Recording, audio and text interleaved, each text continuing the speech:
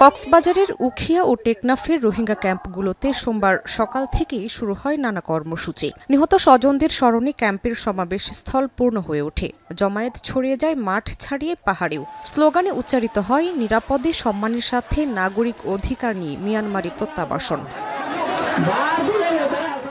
উখিয়ার ৪ নম্বর বর্ধিত ক্যাম্পের খোলা মাঠে সমাবেশস্থলে রোহিঙ্গারা অভিনয়ের মাধ্যমে ফুটিয়ে তোলেন কিভাবে তারা নিজ দেশে মিয়ানমারে নির্যাতন নিপীড়নের শিকার হয়েছিল।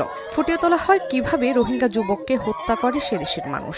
এ সময় কান্নায় ভেঙে পড়েন স্বজনরা। দীর্ঘ ৮ বছর কেটে গেলেও একজন রোহিঙ্গা নাগরিককেও ফিরিয়ে নেয়নি মিয়ানমার।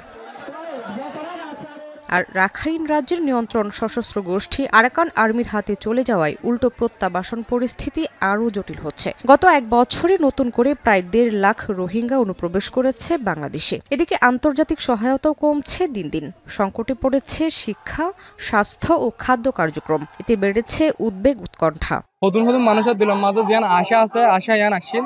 এখন মানুষের হালত এনে গিয়ে দেখি মানুষের তুমি যেন আশা আছে আর কেন যাই বললাম এই আশা কেন তো মরে গিয়ে জিনোসাইড দিবার আর রিমেম্বার সেপা আর দুনিয়া তো ফোয়ার আর ডিমানকল গরির আর যেন সেফটি চান্স আর গরম মা জাগি পারি তাহলে আর একখান চাই পিসফুল লাইফ আর জিন্দি মানে ফিউচার মা যাইরে হাড়ে বলা আছে আর দেশ নয় দে তো আর আজ্জা দুনিয়ার বিচার দি দে আর দুনিয়া তুই আন সাইড দে তোমার আর দেশত ফিরাই দাও।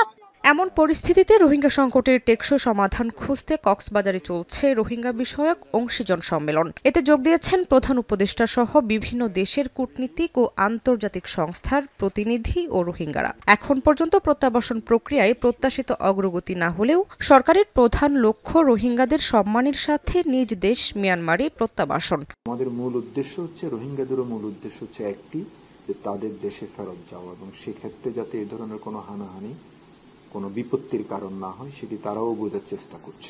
স্থানীয়রা বলছেন দীর্ঘ সময় ধরে বিপুল সংখ্যক রোহিঙ্গার ভার বহন করা বাংলাদেশের জন্য এক বড় চাপ হয়ে দাঁড়িয়েছে।